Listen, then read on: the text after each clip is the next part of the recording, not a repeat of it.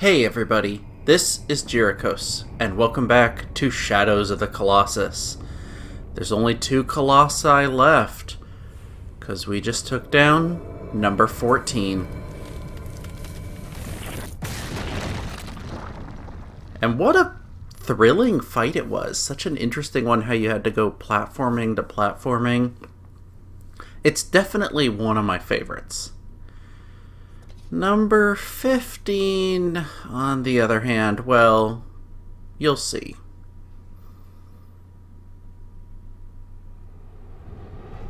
Thy next foe is... A giant has fallen into the valley. It acts as a sentry to a destroyed city. This one...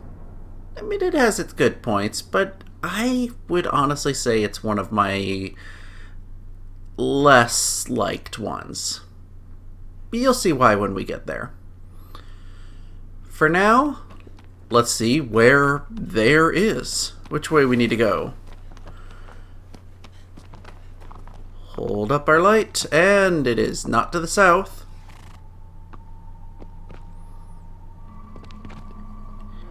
It is way up to the north.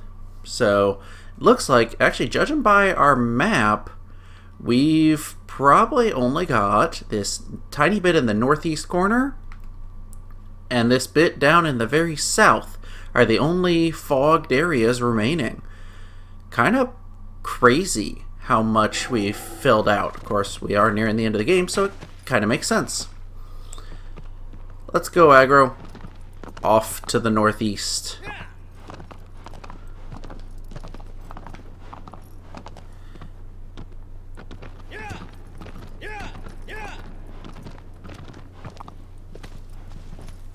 Let's see. I think this is gonna be a giant piece of rock that or stone that we run into. Come on, ride through it. This is going to be kind of a similar run for most of it to some previous ones. Particularly number, I think it's 11, who's straight up the middle. Oops, don't need to press that.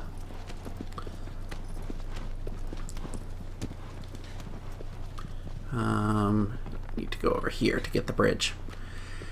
Something I really like about what they did with the game is how they use the space. And what I mean by that is you've got 16 colossi spread throughout this world, and there's certain pathways you have to take that you kind of have to tread a little bit of similar ground to get to some of them, because they're often similar parts of the world. But it never feels like you're taking the exact same path. These spaces are so wide open that you could run along these paths 2 or even 3 different times and get a completely different feeling. Maybe you approach this, path going up from the left, maybe you go closer to the bridge, maybe you go closer to the wall. Even though a lot of the routes do tend to be similar, they feel different, and that's kind of impressive. I think you can owe a little bit of that to just how big the area is and how easy it is to not take the exact same path twice. But even saying that, I think it's also tied to how pretty the game is. You want to kind of take different paths and explore. Last time we spent our time closer to the bridge. This time I want to be kind of closer to this wall, which it's neat looking. All these strange rock formations here. You see all the crazy buildings that lie in this area, but then you look at some of the natural rock formations and it's honestly just as, if not more, impressive. So let's see, where are we headed? We going the right way? Yeah, it definitely wants us going up here to this corner. And you can actually see a bit of the buildings off in the distance there, right over this sand dune. This is impressive looking. It's like an actual castle fortifications up here. Now you want to approach it from over on this side, because here is where the little path is that lets us up to the entryway. Sorry, Aggro. Leaving you behind. I could have taken you inside a little bit, but it's easier to just run at this point. And honestly, he would have only been able to accompany me up to here. And wow, the size of this pillar that crumbled. I actually want to hop up on top of this and see. Yeah, it's amazing, the sheer scale of these places. And the interesting thing is, you know, the Colossi didn't build them, at least not alone, because there's so many doorways and pathways that are very obviously too small for them. Like this one here. But then you see these gigantic staircases that almost clearly were designed for beings of that size, and it makes you wonder. How were these built? Why were they built? Questions we may never get answers to. Actually, I should say questions we will never get answers to. But we've made our way to what looks like a giant hallway. Some cool arches, cool bridges.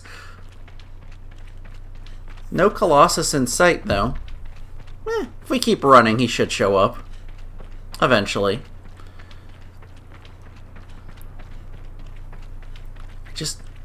I do love the design of this area. As far as the aesthetics. It's so cool. And make it all the way to the end, and what did I say about the Colossus showing up? Oh yeah. He's a big one. This guy kind of feels like the natural evolution of the very first Colossus. Another bipedal holding a weapon in his hand, except this guy is immediately angry at you as soon as you walk up here. What you need to do is run over to either that spot in front of that rock there or this spot here, and you need to stand on these platforms. Now here is where my issues with this Colossus come in. It's not super intuitive how you fight him. You have to stand here and goad him into trying to stomp on you. But it has to be on this specific piece of rock or stone here. Because, well, you'll see in a second. Come on. Which way is it going? Which leg? Alright, your left leg, is that what's going to stomp on me? And it raises it up. Yeah, it tilts it by him stepping on that. Like, he can step on any of these down here and tilt them, but that's the only one with a spot low enough that we can jump and hold on to. How you're supposed to figure that out, I do not know. But you've got to be on that specific one, and he's got to land his foot directly on it. Now, we want to get him mad. Shoot some arrows at him. Because while we're standing here where these rocks have fallen, we want him to try to attack us. Come on. Come on. Get mad. There we go. Swing his sword. And it drops some rocks down. Almost on our heads. Use them to climb up. Nothing to grab up here. You need to jump backwards. Lets you grab hold. And now get out of this area. Run to the side. Because you can very easily fall back down. Again, kind of counterintuitive in that you need to goad him into attacking there. Either way, we're doing good. Now we want to bring him to the middle. Get him angry. And he's going to lift up his arm to attack us. You want to get out of the way, run back to the edge of the bridge as soon as he starts lifting his arm. Do not be in the center. And that's why. If you're in the center, you will fall down and you will have to start the whole process over. But instead, we now have a key place to jump on him. Come on, come closer. That's close enough. Oh, it almost wasn't close enough. Alright, get up on top of his head. There we go. Stab the glyph. This one is not too hard to get to. We haven't reached the worst part of this Colossus yet, though. Oh, yeah, we almost got him, and the glyph disappears. Yep. You take out like 85-90% of his health, there's another glyph you've got to get to. And you want to know where it is? It's on the palm of his right hand. Yeah, the one holding the sword. So what you need to do is crawl down his right arm, which is going to take time because he loves shaking it.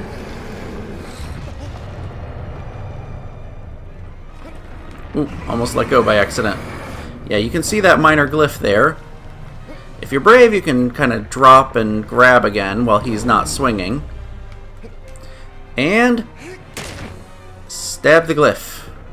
I missed it. There we go. By stabbing his arm, he will drop the sword, and he will not pick it up again. And then he hurls you off there. I was still holding, but there was no real need to. Now, what we want to do, if you've taken out his glyph on his head and you've knocked his sword out of his hand, you don't have to climb up him again. We need to lure him into attacking us. And he has two different ways of attacking. One is he'll try to stomp on you. The other, slam his hand down. Oh my god, I did it.